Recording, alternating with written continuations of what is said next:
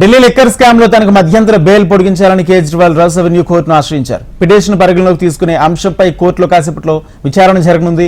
అయితే ఇప్పటికే తనకు మరోసారి 7 రోజుల పాటు మధ్యంతర బెయిల్ పొడిగించాలని సుప్రీంకోర్టులో కేజ్రీవాల్ దాఖలు చేసిన పిటిషన్ను లిస్టింగ్ కు అత్యున్నత ధర్మాసనం రిజిస్ట్రీ నిరాకరించింది.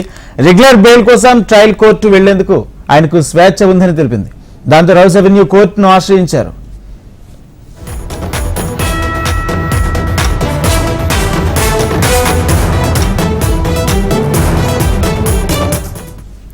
ఢిల్లీ లిక్కర్ స్కామ్ లో తనకు మధ్యంతర బెయిల్ పొడిగించాలని కేజ్రీవాల్ రౌస్ అవెన్యూ కోర్టును ఆశ్రయించారు.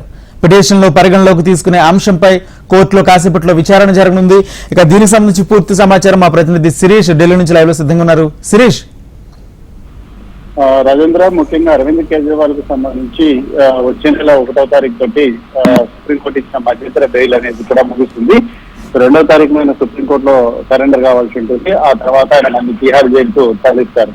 అయితే సుప్రీంకోర్టు తన బెయిల్ పొడిగించాలని చెప్పేసి వారం రోజుల పాటు పొడిగించాలని చెప్పి ఏదైతే నిన్న పిటిషన్ వేశాడో ఆ పిటిషన్ తీసుకునేందుకు సుప్రీంకోర్టు రిజిస్ట్రీ నిరాకరించడం కూడా జరిగింది. ఎందుకంటే సుప్రీంకోర్టు ప్రధాన న్యాయమూర్తి మాత్రమే దీనిపై నిర్ణయం తీసుకోవాల్సి ఉంటుందని చెప్పి స్పష్టం చేసిన నేపథ్యంలో ప్రస్తుతం వెకేషన్ బెంచ్ అనేది కూడా ఉంటున్న పరిస్థితుల్లో దాన్ని తిరస్కరించడం కూడా జరిగింది. సో ఈ నేపథ్యంలో ఈ రోజు ఢిల్లీ లిక్కర్ పాలసీలో భాగంగా ఈడీ నమోదు చేసిన కేసు ఏదైతే ఉందో ఆ కేసులో రెగ్యులర్ బెయిల్ కోసం రౌస్ అవెన్యూ కోర్టును ఆశ్రయించారు. ఇదే సందర్భంగా తనకు రెగ్యులర్ బెయిల్ తో పాటు మధ్యంతర బెయిల్ పైన కూడా పిటిషన్ వేశారు. కాబట్టి పిటిషన్ పైన రౌస్ అవెన్యూ కోర్టు విచారణ జరపనుంది. అయితే కేజ్రీవాల్ కు సంబంధించి ఇంతకుముందు రెగ్యులర్ బెయిల్ మధ్యంతర బెయిల్ రెండింటినీ కూడా రౌస్ అవెన్యూ కోర్టు తిరస్కరించింది. అప్పుడు కేజ్రీవాల్ సుప్రీంకోర్టును ఆశ్రయించి మధ్యంతర బెయిల్ అనేది కూడా తెచ్చుకున్నాడు.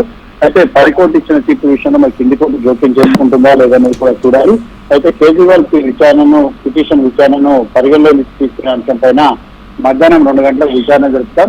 మధ్యాహ్నం 2 గంటలకు విచారణ జరిపిన తర్వాత కేజ్రీవాల్ పిటిషన్ నుంచి కూడా మెయింటైనబిలిటీ అవుతాయా కాదా, అంటే వాటి విచారణ తీసుకోవచ్చా లేదనేది కూడా జడ్జి నిర్ణయం కూడా తీసుకుంటారు. అప్పుడు ఆ తర్వాత కేజ్రీవాల్ పిటిషన్ల పైన విచారణ కూడా జరుపుతారు. ఏదైనప్పటికీ కూడా రేపు కేవలం 1 రోజు మాత్రమే సమయం అనేది కూడా ఉంది, శుక్రవారం. ఆ తర్వాత శని ఆదివారాలు 2 రోజుల పాటు కోర్టుకు సెలవులన్నింటి కూడా ఉంటాయి. కాబట్టి దాదాపుగా విచారణ జరిగేందుకు ఆస్కారం అనేది చాలా తక్కువగా ఉంటుంది. 2వ తారీఖు ఎట్టి పరిస్థితులను కూడా లొంగిపోవాల్సి ఉంటుంది. 2వ తారీఖు సండే కావడంతో సండే అయినప్పటికీ కూడా ఆయన లొంగిపోవాల్సిన పరిస్థితి అనేది కూడా ఉంది. Rajendra, right, thank you Sirish.